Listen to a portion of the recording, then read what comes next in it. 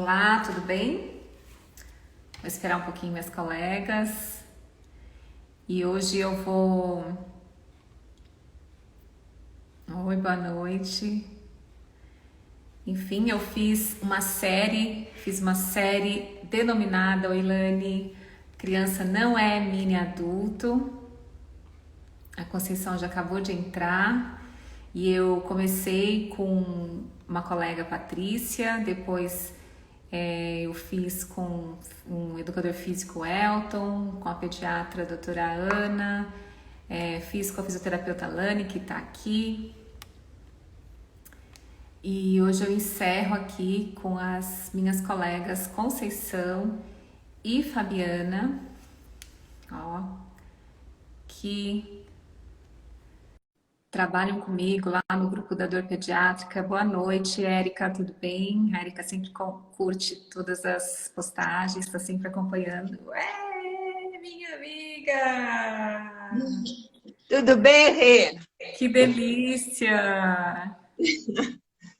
Muito gata, Obrigada pelo lindona! convite. Ah, Pessoal, obrigada vocês pelo que estão aí, convite. vê se estão ouvindo certinho a gente. Pode falar, Conceição. Agradecendo o convite e a honra, né, de participar aqui desta live com você.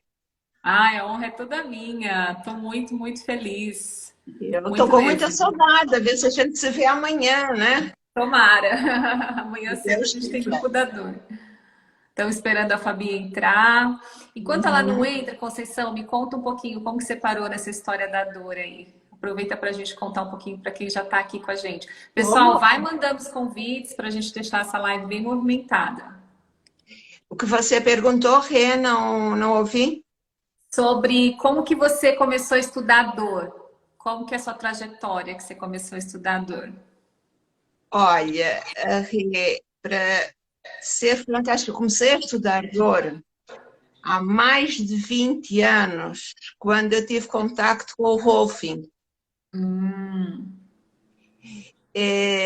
Porque apesar do Rolfing, né, se propor a uma coisa de postura, liberação e tal, os pacientes chegavam com a queixa de dor. E já os professores, né, os americanos e brasileiros, eles falavam, vão procurar vocês por causa de dor. Ninguém vai procurar vocês por uma postura, por isto. Não, eles vão procurar por causa da dor. E isso foi uma coisa muito interessante, porque eu me formei, comecei a atuar e constatei que era isso. Ninguém me procurava porque eu sou torta, porque eu ando mais para um lado, que a minha cabeça é mais não sei. Não, nada disso. Todo mundo me procurava por dor em alguma parte. E aí foi quando eu me comecei a aprofundar, estudei, comecei, portanto, me apaixonei pela neurologia, porque tinha toda uma explicação da dor, do sistema nervoso central, como reagia, e olha, fui indo,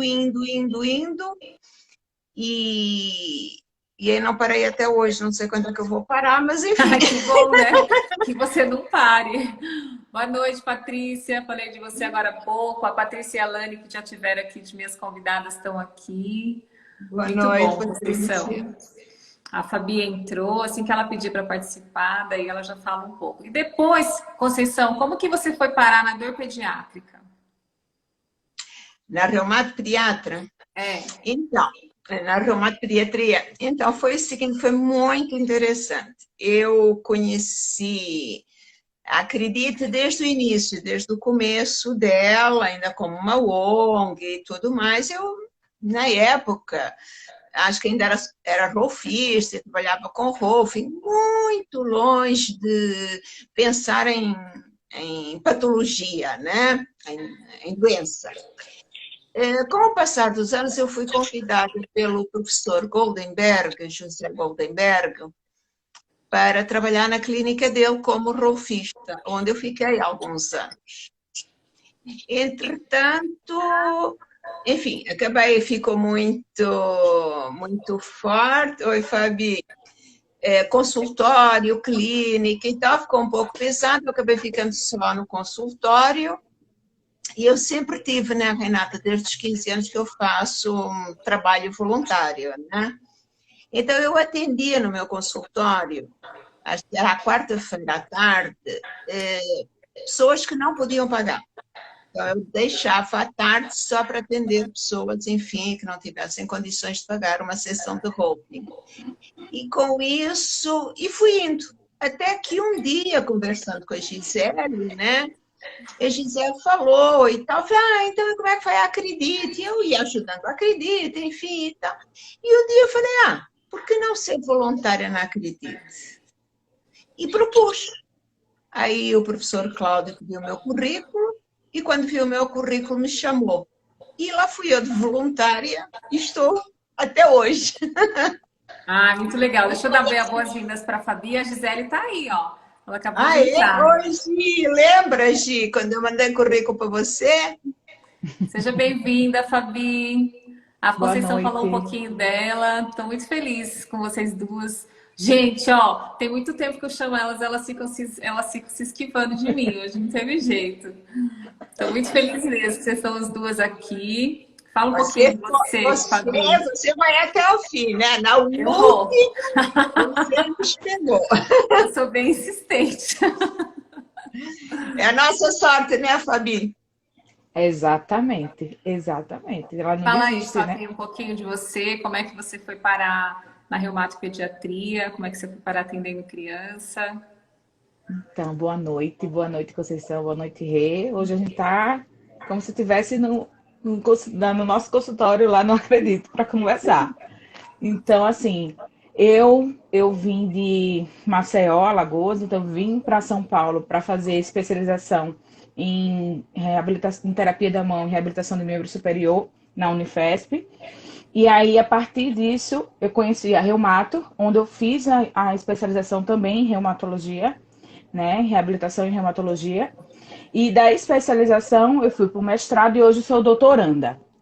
E através da reumatologia, da especialização, foi que eu fui convidada para ser fisioterapeuta na Reumatoped, lá na parte da equipe multiprofissional lá, que funciona com Acredite. Então, eu fui convidada, fui contratada e eu estou até hoje, desde 2014, estou lá. Amo trabalhar com criança, adoro trabalhar com os públicos, adoro, amo trabalhar com a reumato. E aí foi como eu entrei na reumatologia e na parte da pediatria. Ai, muito legal. Fabi, acho que nós as três, qual é que mais adora aquilo que faz, né? Impossível. Conjunto, é um conjunto aqui. É Cada um adora um pouquinho é isso aí. Legal. muito A bom. Fabi tá gestando aí o João Rafael, olha aí, lindinha. Tá Gente, aqui só assim, para nascendo. quem não sabe, a Acredite é uma ONG que atende toda a parte multiprofissional da reumatopediatria da Unifesp. Ela vive das doações, também de vários trabalhos voluntários, mas o trabalho voluntário profissional não dá conta da demanda. Então, alguns profissionais são contratados para dar conta da demanda. Então, a reumatopediatria do Hospital São Paulo, né, a parte ambulatorial, isso, ó, somos amigos da criança com reumatismo. A Gisele é nossa super lá. Olha a Lívia também aqui, que legal. Lívia. E a Lívia Oi, já trabalhou lá Lívia. na Acredite também. Então, é uma ONG que supre essa necessidade, desde a reabilitação, na fisioterapia, nutrição, na psicologia, odontologia, toda a parte da reumatopediatria e também na facilitação do acesso, né, às medicações de alto custo. E quando não é uma medicação de alto custo, também com as doações, as crianças também conseguem essas medicações através da ONG. E, então, é isso aí. Olha, acho que a Erika não conhecia, só para poder esclarecer porque que a gente fala tanto da Acredite, tanto da Acredite. Ó. A Lívia teve lá um tempão, a psicóloga, teve um bom tempo lá também. E a Gi tá lá, gerentona, recursos humanos, a Gi é tudo. A Gi serve café, ela faz tudo lá. Distribui Move remédio, o né, Gi? utensílio da casa, né? Muito bom.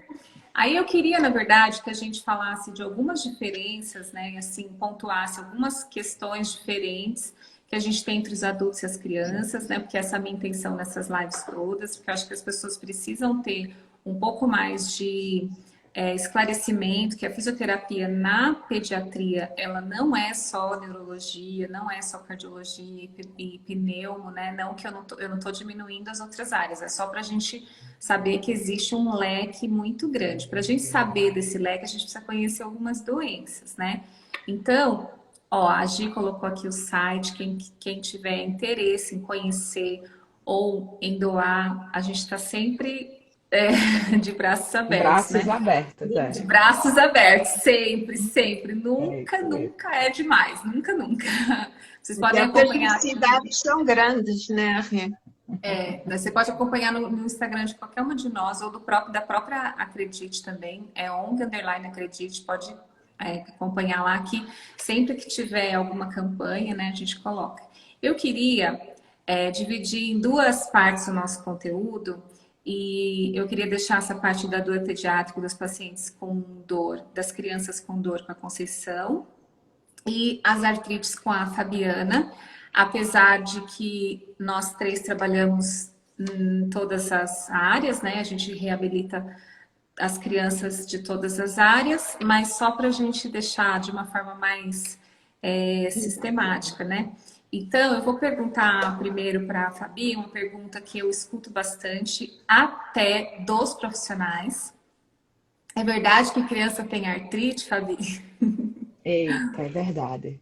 Nossas crianças têm reumatismo e tem a artrite, ela faz parte de um dos sinais clínicos das doenças das doenças que compete a reumatologia pediátrica. Então, a gente tem um leque de doenças, né, que afetam as nossas crianças e a grande maioria delas, ela tem como um sinal clínico a artrite, né? Então, a artrite é aquele sinal onde a gente aparece com a juntinha ou a articulação inchada, edemaciada, quente, né? E com dificuldade de mobilidade. Então, quando a gente tem esses três sinais, mais a dor, então a gente caracteriza que aquela juntinha, ela tem um processo inflamatório, que se chama artrite, é a inflamação da articulação. Então, as grandes doenças, a maioria das doenças da reumato, ela cursa com um pouquinho de artrite nas nossas crianças. Mas a principal, a que tem o maior dano na articulação, nas juntas, né, é a artrite idiopática juvenil. Né? Então, a artrite idiopática juvenil é a que causa o maior dano articular, porque ela é exatamente na articulação. A doença vai diretamente na articulação. Prejudica líquido sinovial, prejudica a cartilagem articular e acaba fazendo com que acaba tendo muito atrito, né, quando o desgaste é muito grande ósseo, e acaba tendo desgaste em todo um processo inflamatório que acaba destruindo um pouco a articulação, levando essas crianças, caso não sejam tratadas de forma medicamentosa com os médicos e não a forma multiprofissional com a equipe multi, há uma limitação funcional muito importante, uma diminuição da capacidade funcional muito importante e uma péssima qualidade de vida. Porque o que a gente gosta de ver é criança correndo, brincando e pulando. Criança que não faz isso, a gente se preocupa, né? Criança que faz demais, a gente também ama. Mas criança que faz de menos, a gente não gosta. Então, o nosso objetivo na reumatopediatria e na reabilitação é trazer de volta essas crianças para o âmbito normal. Brincar, fazer atividade física, correr, pular. Então, as nossas crianças, elas têm artrite e a artrite é um dos sinais clínicos da maioria das doenças. Uhum. Vou deixar você descansar um pouquinho, né? Porque o João Rafael consome um pouquinho João do seu Rafael ar. consome aqui, ó.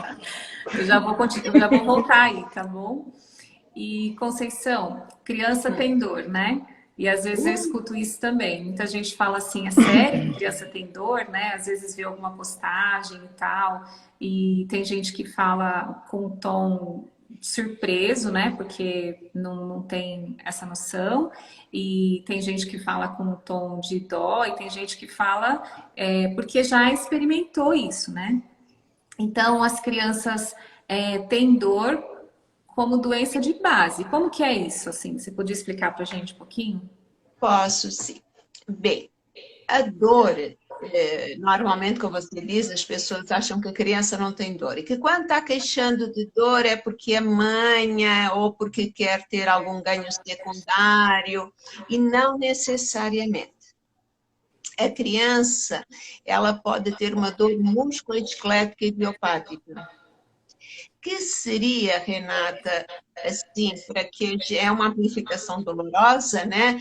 E para que o público tenha um melhor entendimento, ela está como a fibromialgia para o adulto, né? Então, é aquela dor que mais tem 3 pontos diferentes, passou mais de 3 meses, né?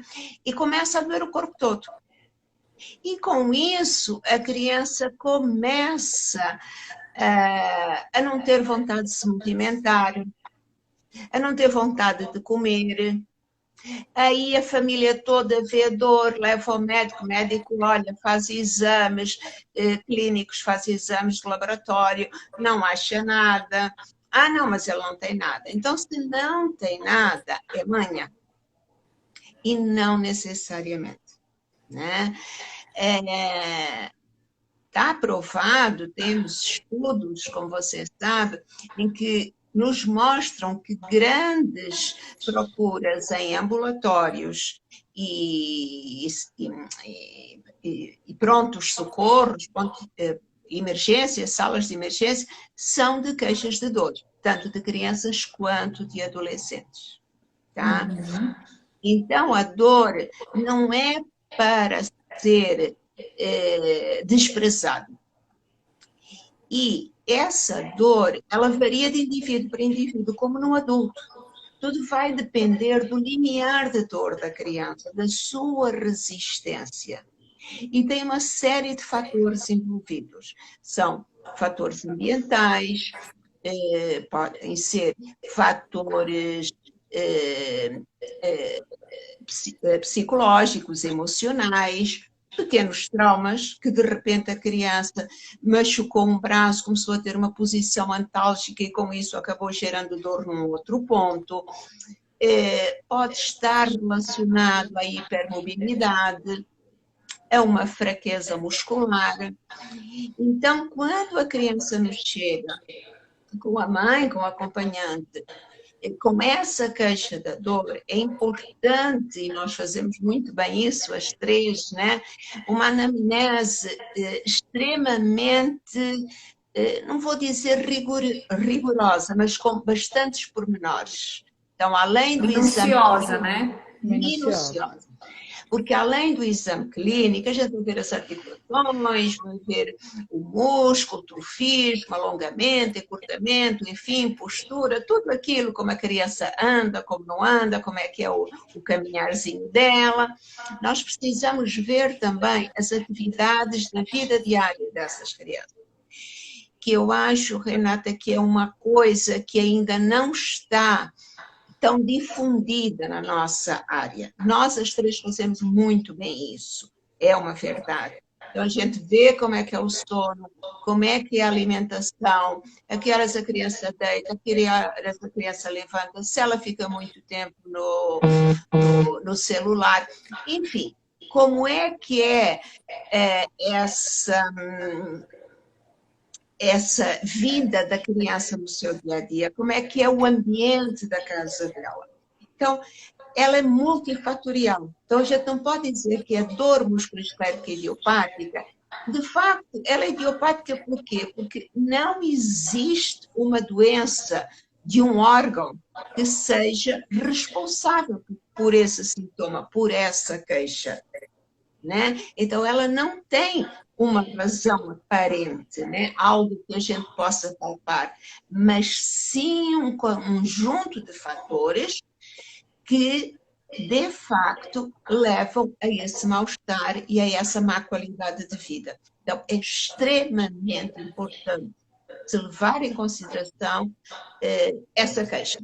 Né? E é Nem sempre. interessante, eu acho que mais interessante assim para ficar, né, que de informação é que é um diagnóstico de exclusão, né, Conceição? A gente Sem precisa dúvida, sem dúvida. eliminar várias coisas, outras coisas, né, para poder chegar. E às vezes você não necessariamente elimina, porque pode ser isso mais aquilo, né? E é um diagnóstico feito pelo reumatopediatra e junto com uma equipe Multidisciplinar. multiprofissional. Sobre dor, assim, eu vejo que a dor em geral, né, não só a pediátrica, até entre os fisioterapeutas, não são todos os profissionais que sabem do que se trata, né? E eu faço parte de um grupo de dor, entendendo a dor crônica, e lá eles que estudam a dor não sabem que as crianças têm dor. Então, vê que, assim, é algo que existe bastante, né? Se não existisse, a gente não Acho que é tinha muito trabalho, novo. né? Se não existisse, a gente não tinha trabalho. É algo que tira muito a qualidade de vida, não só da criança que tem dor, mas da família, de todo mundo que convive, né? Enfim, e é uma questão que é tratada pelo fisioterapeuta, né? Eu vou Renata, voltar no tratamento. você levantou uma coisa aí que me fez lembrar de um paciente, que acho que vocês as duas se lembram, de há uns anos atrás, que ele tinha uma queixa, né, dor nas pernas, de algum tempo. E ele vinha em membros, né, membros inferiores, então ele vinha se queixando dessa dor, dessa dor. E, de facto, também levava ao médico, ele consultou vários médicos e tal, e não conseguiam descobrir. Por algum motivo, não sei qual, ele acabou aparecendo, né, no nosso ambulatório de dor da Unifesp da Reumatopediatria. E quando nós fomos fazer a avaliação dele, que é no dia de casos novos, né, que a gente vê todos os profissionais vêm o paciente, ao avaliarmos ele, né, as fisioterapeutas perceberam que ele tinha um problema de equilíbrio e quisemos saber o porquê dessa questão do equilíbrio. E solicitamos na reunião clínica, junto com os médicos, né, que fosse pedida um exame de imagem, né, à cabeça, porque essa criança tinha a cabeça toda inclinada e tal, e esse problema de equilíbrio nos chamou muito a atenção. E felizmente nós salvamos essa criança porque ela tinha um tumor cerebral. E no mesmo, após logo, enfim, ter feito Dias, né? A isso. cirurgia foi rápida. Foi lá, quer dizer, ele foi internado passado 2 dias, onde foi drenado o líquido, que ele já estava com edema cerebral muito avançado. Por isso que estava com desequilíbrio, né? Por isso é que ele tinha o desequilíbrio. E, de facto, o prognóstico, se ele não tivesse sido atendido de imediato, o prognóstico tinha sido, enfim, não tão feliz como foi, porque ele está saudável, está lindo, maravilhoso, depois operou e tal. Então, isto para reforçar isso precisamente que você tem. Não é, acabou de falar, não é só a dor, mas vamos ver, nunca descartar qualquer outra causa. Vamos pesquisar, vamos fazer essa anamnese de uma forma bem criteriosa, porque às vezes uma coisinha que parece que não é nada, que a criança descaiu, mas a gente, como fisioterapeuta, a gente percebe alto. Há aqui alguma coisa que eu não sei o que é, mas vamos buscar. Né? E a nossa equipe faz isso com os nossos médicos, né? Graças a Deus, muito bem, né? Então, achei interessante o que você colocou de Sim, nunca é um caso menosprezar bem. A gente tem coleções desses casos, né? Eu tirei os comentários, então se alguém tiver pergunta, tem que apertar esse balãozinho que tem um ponto de interrogação aí para colocar a pergunta, tá? Que daí, tiver na pergunta, eu coloco aqui. Eu quero falar um pouco com a Fabiana agora sobre o tratamento, né, no reumatismo em geral, assim, o que a fisioterapia faz. Enfim, queria que você desse um panorama geral, não necessariamente só na artrite, mas porque as outras doenças também têm acometimento, não tanto quanto a IJ, né? J é só a sigla de Articular, né? artrite idiopática. Juvenil, não tem articular. Claro, tem sistêmicos e tal. E como é que, só para a gente dar um panorama aqui, qual é o principal objetivo do tratamento das crianças com artrite? Qual que é qual que é o prognóstico? O que a gente mais visa? A fisioterapia dá conta sozinha, não dá conta sozinha, ela precisa de outras coisas, enfim, queria que você falasse um pouquinho sobre isso.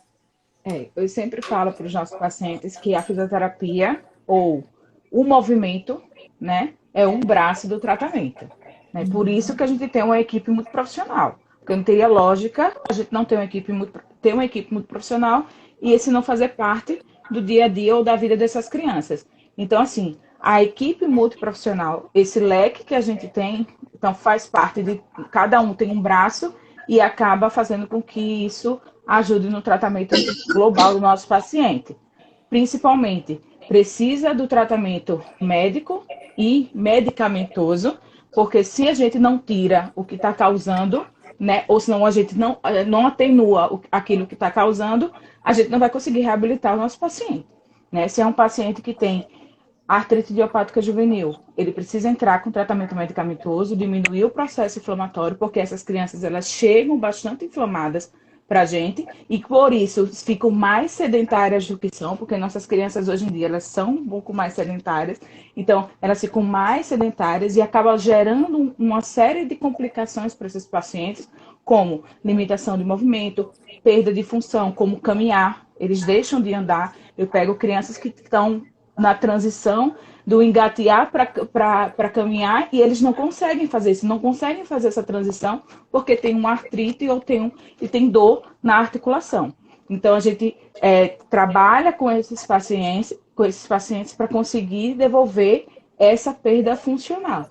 Então, assim, tem a equipe, o tratamento desses pacientes de qualquer doença da reumato, ele tem que ser um tratamento precoce. Então, quanto mais rápido essa criança chegar para a equipe médica e a equipe médica mais rápido caminhar para a parte de reabilitação os outros leques da multiprofissional, da equipe multiprofissional, mais qualidade e menos chances de deformidade ou sequela essa criança vai ter. Então, eu falo da artrite, quando eu falo da artrite idiopática juvenil, posso ter uma sequela do paciente na marcha. Ele pode ter uma marcha antálgica, e essa marcha antálgica, que é uma marcha que é uma postura antálgica, uma postura de dor que ele adquire, e aí ele é uma postura de proteção para não machucar aquela articulação, então ele vai ter esse déficit durante o tempo, e aí a gente precisa agir, quanto mais rápido a gente agir, melhor. Um paciente que tem dermatomiosite juvenil, que acaba afetando mais as células que são as células musculares, né? As enzimas musculares, e acaba deixando a criança muito fraca. Então, uma criança que fica muito tempo com fraqueza muscular ou não imobilizada, acaba tendo uma série de encurtamentos e posturas antálgicas que a gente não demora muito para tirar. Eu tenho pacientes que estão comigo há 2, 3 anos que estão tentando ganhar aquilo que foi encurtado por ter ficado muito tempo imobilizado por causa de uma dermatomiosite. A gente está ganhando, mas é lento, é devagar, mas a gente ganha, tá? Então, o lúpus também, apesar de ser uma doença mais sistêmica, ela acaba também lesionando, deixando sequelas na criança, como uma diminuição da amplitude de movimento, cansaço, fadiga. Então, a gente tem que começar a trabalhar essa musculatura para encaminhar essa criança para uma atividade física diária, né? A dor musculoesquelética idiopática, como a Conceição falou, a fibromialgia juvenil. Então, a gente tem que trabalhar tirando essa criança do estado de imobilismo. Quanto mais imóvel essa criança fica, mais dor ela vai ter. Então, para ela entender isso e toda a família entender que a gente tem que quebrar esse ciclo, demora um pouquinho. E quanto mais rápido a gente faz, menos sequela essa criança vai ter. Ela vai crescer uma criança o mais normal ou natural, não vou dizer normal, mas o mais natural possível, né? Ela vai ter a acessibilidade para a dor mais diminuída, mas vai fazer parte dela, ela tem que entender isso, e a família também tem que entender isso. né? A esclero, que é uma doença que afeta muito mais pele, né? E acaba também sendo um pouco mais sistêmica, porque pega a parte pulmonar. E aí a gente tem que trabalhar também a questão pulmonar, liberação, né? Amplitude de movimento para ela conseguir ter uma boa respiração, trabalhar a caminhada, trabalhar aeróbico, muito aeróbico com ela. Então, tem uma série de coisas que a gente precisa fazer. Então, o grande objetivo nosso é fazer com que essa criança chegue o mais rápido para a gente.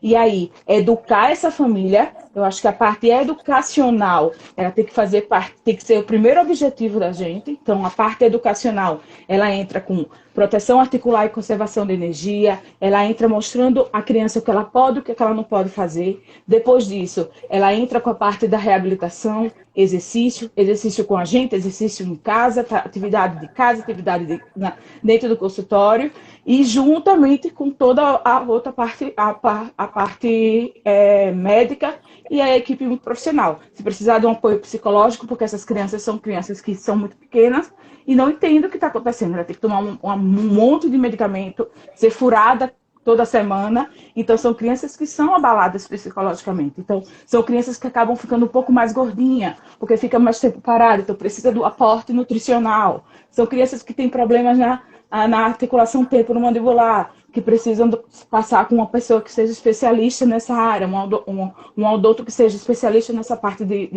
da bucomaxila, né, ou temporomandibular. Então, assim, o nosso principal objetivo é fazer com que essa criança chegue mais rápido e reabilitar o mais rápido possível para ela conseguir ficar sem deformidade e melhor qualidade de vida. Muito bom. Eu vou devolver a mesma pergunta para a Conceição falando de dor, mas antes quero ler essa pergunta aqui, ó. Qual a experiência de vocês em relação à adesão dessas crianças e adolescentes à fisioterapia? Eu vou falar um pouquinho, mas eu queria que todo mundo falasse um pouco. Aí tem mais perguntas aqui. Onde a gente capta esses pacientes? Adorei. Eles então, chegam. pode manifestar os sintomas bem cedo? Pode, Lani, pode manifestar às vezes meses de vida e pode manifestar um pouco mais tarde, né? A IJ até 17 anos e alguns, né, 18 anos ainda pode entrar em característica, porque tem algumas diferenças aí da artrite reumatoide, mas não é essa a nossa intenção aqui. Sobre a adesão, assim, a gente tem excelente adesão, principalmente no começo do tratamento, né? Quando eles estão com alguma deformidade ou com muita dor. E criança é igual todo mundo, vai melhorando, vai deixando, quer ir embora. Algumas pessoas são mais aderentes, sim, né? Algumas famílias, e aí depende muito da questão familiar, né? Algumas famílias são, sim, mais aderentes e querem retornar, né? Quer ter uma boa qualidade de vida e tal. Outras famílias não são tão aderentes. E por isso a parte educacional é tão importante. Isso. Educar essas crianças e a família para mostrar para eles que a necessidade e a importância de continuar e fazer o tratamento até o final, para essa criança não ter sequela, é importantíssimo. Se a gente não educa, se a gente não fala... A gente tem que falar desde o começo que todo tratamento tem começo, meio, né? E assim, e meio. Né? E meio. As doenças sistêmicas, elas têm começo e meio, né? Então depois, e aí a gente fica sempre com a atenção. Eu já vou passar para a Conceição falar sobre isso, que eu quero que ela fale da aderência nos pacientes com dor, mas eu lembrar um caso que a Fabi estava de férias em janeiro, né? E aí eu fui lá para atender, a Fabi sabe de quem que eu tô falando, e tem muito a ver com a aderência, né? Então, é claro que era uma questão social difícil ali nesse caso da família, não só social, como intelectual também, da mãe, né? Então, era uma criança que ela teve um diagnóstico assim, mais ou menos ali entre 6 e 8 anos, ela teve um segmento com toda a equipe, né? Ela passou por toda a equipe, fez um tratamento super bom, foi bem e tal, não sei o quê, e assim... Por uma questão que às vezes a gente não sabe o que é e a gente não está aqui para julgar ninguém, ela parou foi parando, né, com a fisioterapia e parou com a medicação.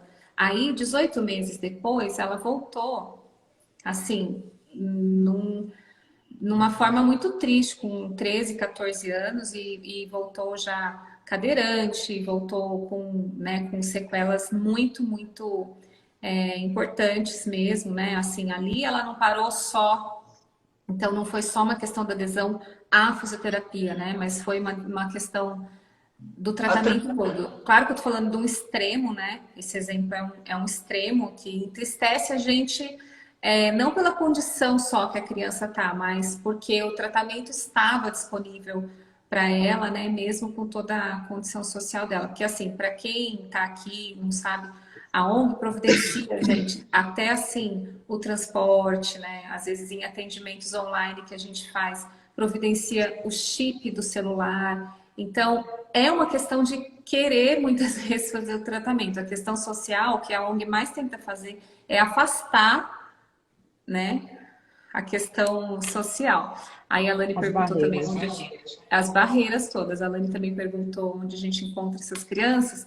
Só para falar, Lani, que assim, uma criança com um desses diagnósticos, às vezes elas passam de 8 a 12 médicos especialistas antes de chegar, né, num diagnóstico. Não é tão simples, né? Às vezes porque às vezes os próprios profissionais desconhecem, né? Antes de eu ler a próxima pergunta, eu quero devolver a mesma pergunta para a Conceição, para a gente falar um pouco do tratamento da criança com dor, né? Só para quando ela fala sempre dor musculoesquelética idiopática, assim, as dores todas a gente tá dentro dessa Engloba. classificação, né? Dentro tanto a fibromialgia juvenil, dor em membros, né? Ela tá toda dentro dessa classificação, por isso que às vezes a gente está sempre repetindo. Com você, Conceição, vai lá. Então, uma das coisas assim que ao longo do tempo eu fui adquirindo, né? Porque cada indivíduo é um indivíduo, então com cada criança você precisa ter um diálogo e uma proposta de trabalho diferente, tá? Então, daí o eu ter falado anteriormente que a anamnese é extremamente importante quando ela é minuciosa, porque você começa a pegar pequenas coisinhas que a criança gosta ou que não gosta, e você vai usar esses pequenos detalhes para conquistar a adesão da criança. Não é conquistar a criança, mas a adesão da criança. Então, pode ser que até o que eu vou falar deixe um pouco. Até as colegas sabem que eu falo isso mesmo, né? Mas eu costumo dizer para os meus pacientes: vai fazer fisioterapia é um porre, não sei como é que é possível alguém fazer fisioterapia. E eles abrem o olhinho assim, como doutor? Falei, é mesmo, né? Então, o que é que eu tento na maioria das vezes? É tentar ver um exercício, sei lá, por exemplo, se ele vai trabalhar, precisa trabalhar o alongamento de cadeia posterior. Então, eu pego, vejo uma mesa ou a janela da sala, vamos à janela, olhamos lá fora. E agora a gente olhou. Mas agora está-me dando uma dor nas costas. Será que a gente pode alongar um pouquinho? Aí eu faço algum exercício usando o parapeito da janela, de maneira que ele vá brincando, mas ele está fazendo um alongamento.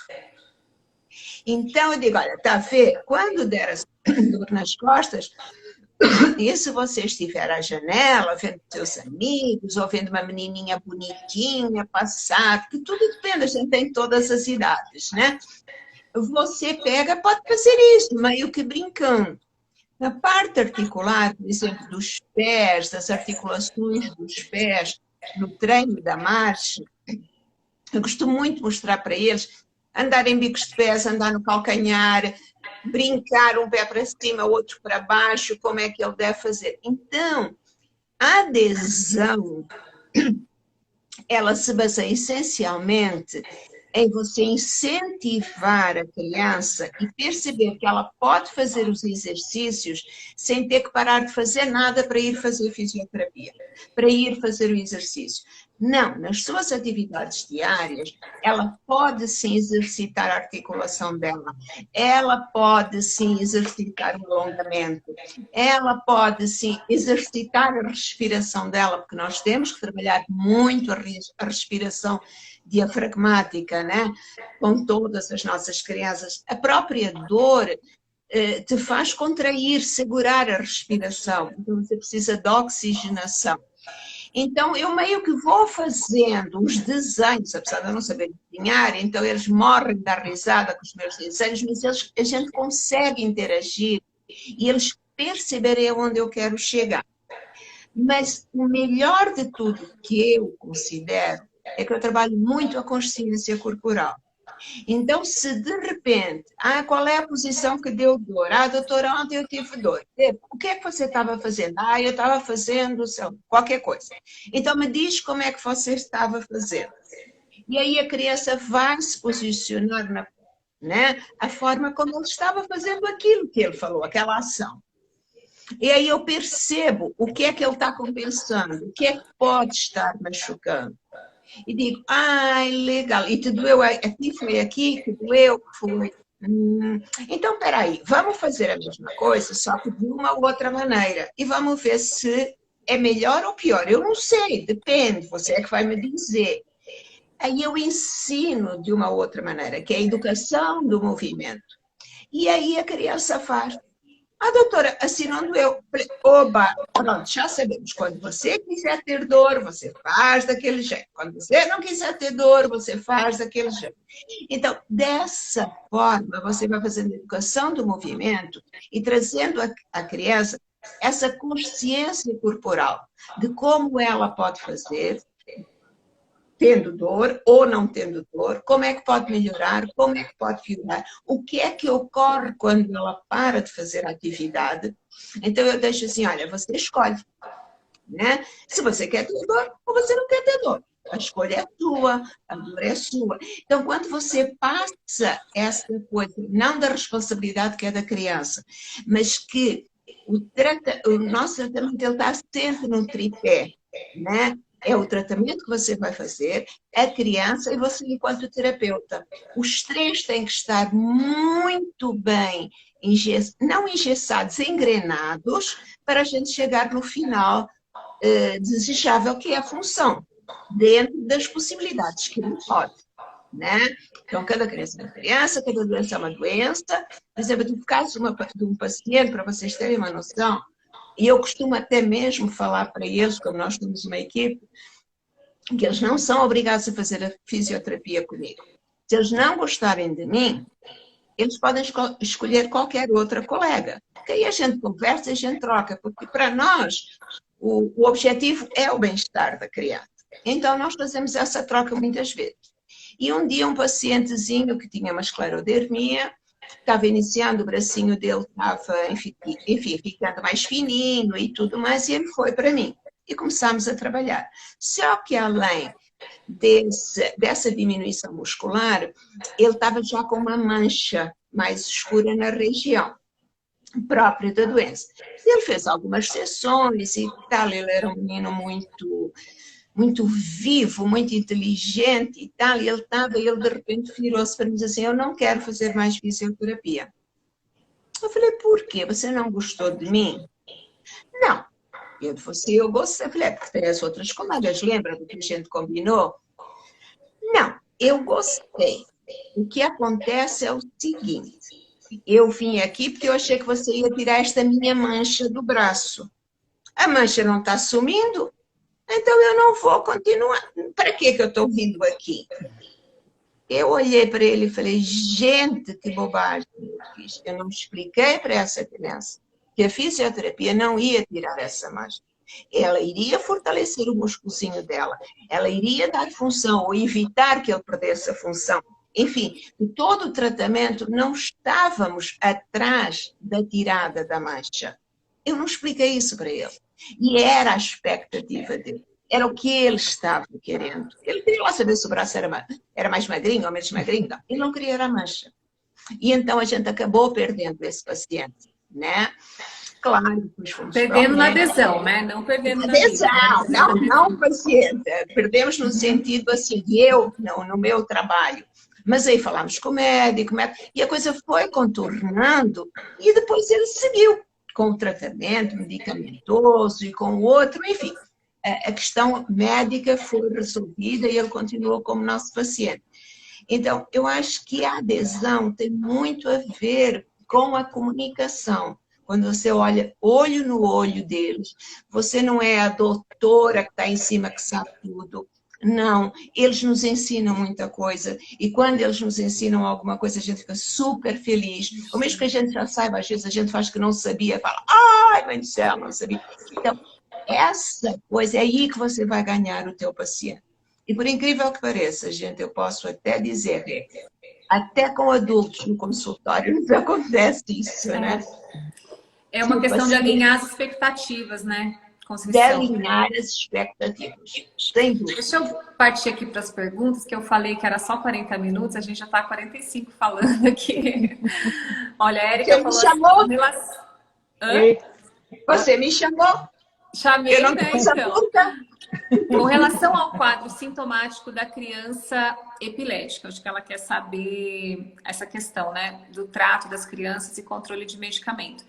Olha, a gente, na verdade, não trabalha com neurologia, né? Mas a gente tem uma sintonia com todas as áreas que a gente precisar dentro do Hospital São Paulo e da universidade. Então, às vezes, a gente tem alguma reunião com a radiologia, tem alguma reunião direto com a psiquiatria, né? Quando precisar. E não é tão, assim, bonito como na teoria, né? Encaminha e Como a resolve, gente né? gostaria, Como a né? gente gostaria que fosse, mas a gente Até está que conseguimos. sempre Até. conversando entre todas as áreas, né? A Lani pergunta: pacientes com hemofilia entram nesse grupo uma vez que eles têm comprometimento articular, rigidez, sangramento e limitação de movimento. Eles entram no grupo para reabilitação, mas não como paciente da reumatologia, né? Tá bom, se alguém tiver mais alguma pergunta, pode colocar. Que as perguntas que tinham aqui a gente já respondeu. Eu queria só que a gente falasse assim para a gente caminhar para os nossos finalmente, apesar de que tem sempre muito assunto, né, para falar, assim, que a gente tem vários casos, né, assim, principalmente quem tiver interesse de olhar na página da Acredite, que realmente o diagnóstico não é uma sentença, né, a gente tem crianças com diagnósticos bem, assim, importantes, né, que são atletas ou que é bailarino e tal, e que, assim, é claro que a gente tem mais criança sedentária nesse grupo, porque com dor a gente realmente procura uma posição, uma postura para não doer, né? E às vezes, como parte do tratamento, você precisa, né? Às vezes, em algum momento, ter repouso mesmo, mas não é o que É um repouso deveria, né? E o relativo, né? que é um repouso relativo e tal.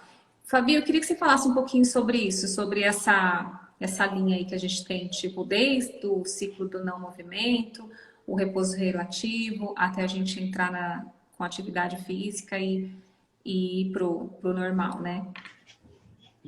Quando a gente começa quando a gente pensa no tratamento, na reabilitação desses pacientes, a gente tem que pensar em que fase e que momento eles estão, né? Então, às vezes o paciente chega para a gente muito agudizado, então, um paciente que está muito inflamado. Então, esse paciente é um paciente que a tendência dele é ficar mais imobilizado, é ficar mais quieto, porque quando ele movimenta, ele tem dor. Então, a gente tem que explicar para ele que o repouso que ele precisa fazer é um repouso relativo. É aquela que você vai movimentar, vai fazer uma caminhadazinha leve de 5 minutinhos e vai sentar e vai descansar. É aquele que a gente vai começar a prescrever exercício isométrico, né? O que a gente fala é aquele movimento, aquele exercício que a gente contrai a musculatura, mas a gente não mexe a articulação, não faz o movimento, para a gente tentar manter o que ele tem, porque às vezes ele já perdeu muita coisa. Tem crianças que chegam para a gente com hipotrofia muito importante de quadríceps, vamos dizer, de quadríceps, por exemplo. Então, a gente tem que começar um trabalho de orientação de exercícios, principalmente nessa fase agudizada, de exercícios isométricos e orientação de proteção articular e conservação de energia, que é o inicial. Então, proteger a articulação. Mas é uma criança, Fabiana, ela quando vê um pula-pula, ela quer pular. Como é que eu faço? Então, assim, você vai deixar ela pularia 1 hora se você deixasse, não é? Mas ela vai pular 2 minutos e você vai tirar ela e vai deixar ela sentadinha brincando com outra coisa. Vai interter ela brincando com outra coisa. Para ela conseguir parar, equilibrar e dar o repouso da articulação e não aumentar a sobrecarga daquela articulação. Com um adulto é muito mais fácil. Adulto a gente fala, você pode fazer isso tanto tempo, repousa, depois continua fazendo. Mas com criança não, a gente tem que saber lidar com o dia a dia dela. Proibir é muito ruim, porque eles não vão, se a gente proibir, é a mesma coisa que nada, porque eles vão querer fazer.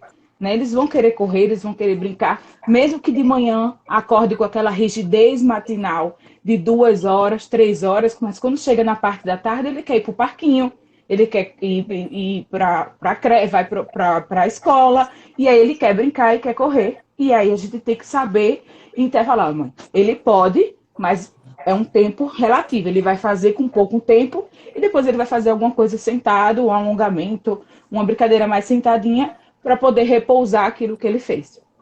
Partiu daí, o paciente mais agudizado, ele vai entrar numa fase mais crônica, ou seja, a parte inflamatória vai sair com o uso do medicamento, fazendo um tratamento correto, e aí a gente vai começar a introduzir nesse paciente o fortalecimento resistido progressivo. É progressivo por quê? Porque a gente vai aumentando carga continuamente. A partir do momento que ele vai melhorando e que ele vai ganhando força, a gente vai aumentando carga nesses pacientes. É sabido que os estudos mostram que criança a gente não pode botar muita carga. E também o número de repetição também não pode ser muito alto, porque eles estão o quê? Em fase de crescimento. Existe Gente, vamos fazer uma faixa bem grande, colocar assim, ó, bem grande, viu? Fisioterapeutas. Não são longas repetições. Não é muita carga. Vamos tem lá, que saber, repete. tem que saber, tem que saber dosar. Não é adulto. Você não vai poder botar 5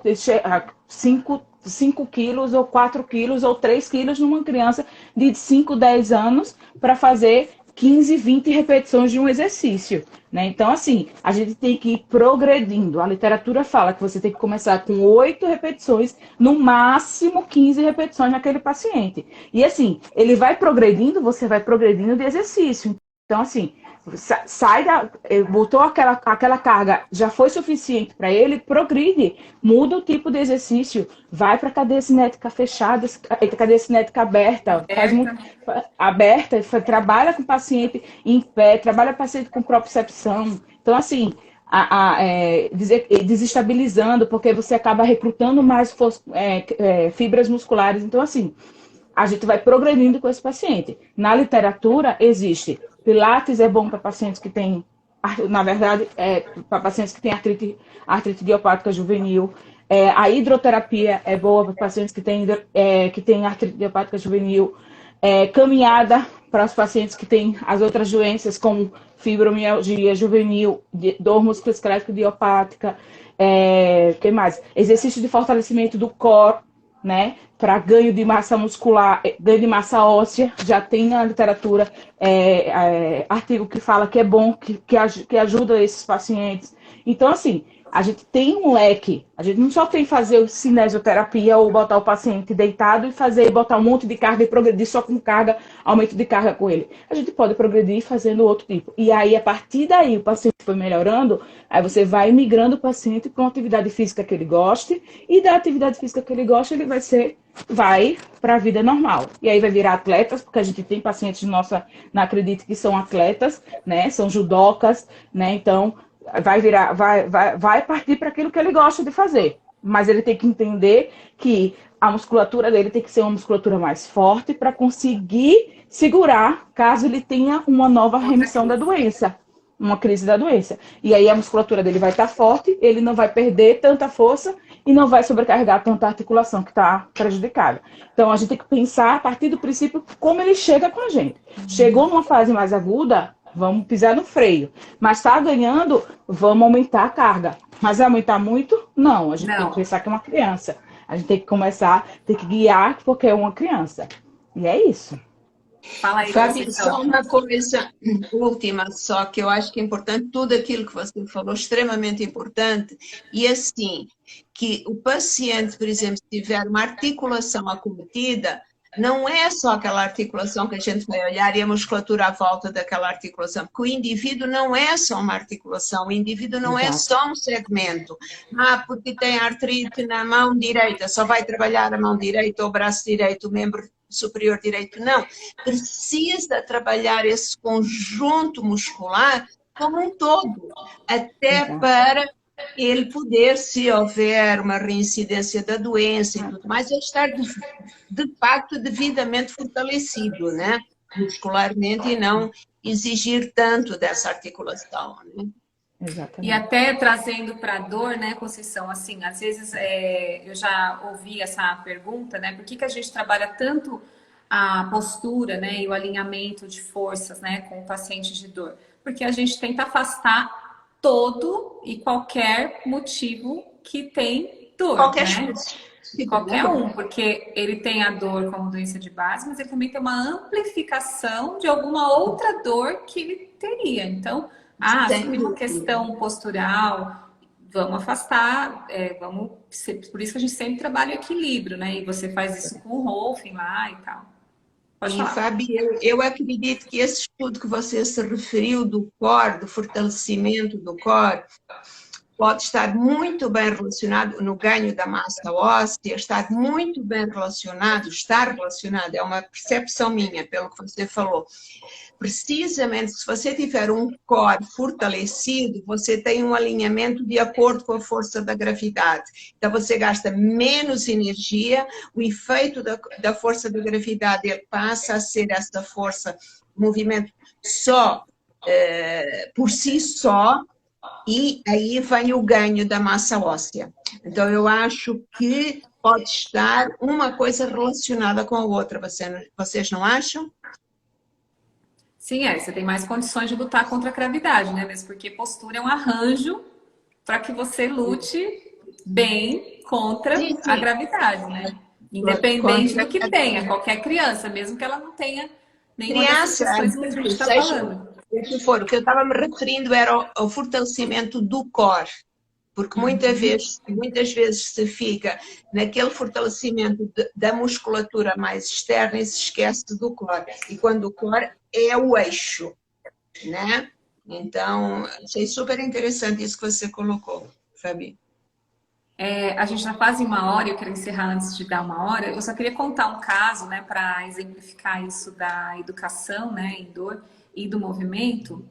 Inclusive é um estudo de caso que nós três agimos, né, nele, que era uma criança com dor e assim a mãe, né, a mãe dessa criança tinha um diagnóstico de fibromialgia, mas a gente não estava para tratar a mãe de jeito nenhum, estava para tratar a criança, né? E mesmo que a gente estava na pediatria. E o interessante é que, assim, num relato, né, depois, né, de um segmento que a gente deu para essa criança, a mãe disse, né, que fazendo os exercícios propostos para a criança em casa, ela deixou de ter dor. Então, e ela era uma mãe que, assim, não tinha nunca, tinha o diagnóstico, mas nunca tinha procurado um tratamento efetivo e com aquela educação do movimento, né, a educação em dor e os exercícios que ela tinha proposto, né, para fazer em casa e foi uma família super aderente, uma criança Linda. muito aderente mesmo, assim, acho que das mais talvez que a gente tenha atendido. Então, a família toda, né, se beneficiou, né, e a família toda ganhou com isso, né. Eu já quero agradecer vocês e todo mundo que tá. Eu vou abrir aqui o comentário de novo. Eu tenho medo de fazer um print de nós três aqui e cair a live. Gente, alguém tiver aí, faz um print de uma foto nossa aí Faz um agora. print. Faz um joinha aí, ó. Tô confiando que alguém vai fazer. Eu só vou abrir ativar comentários. Abrir os comentários. Para a gente encerrar, eu queria super agradecer vocês por terem topado e eu sou insistente, né? E assim, aí quando me dão um dedinho eu peço a mão. Eu sou sempre, né? Muito insistente. E dizer que elas também estão aí num projeto muito legal que eu vou contar para vocês na quinta-feira. Elas duas, a Lânia, a Patrícia e outras pessoas falando de coisas muito interessantes. E aí eu só quero aproveitar para convidar vocês para as aulas que eu vou dar essa semana sobre a reabilitação da criança, cada dia um caso, mas não é por essa via, não posso falar o nome. Vocês têm que se inscrever lá na bio, tá bom? E eu só quero agradecer demais vocês, demais. Ó, Obrigada.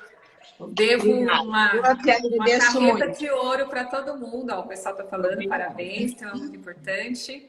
Super obrigada. Ó, a gente tirou o print. Obrigada, Angela, acabou de mandar.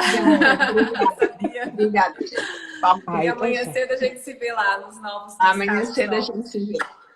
Até mais, hein, gente? Boa noite, boa noite, gente. 3, 2, 1, tchau.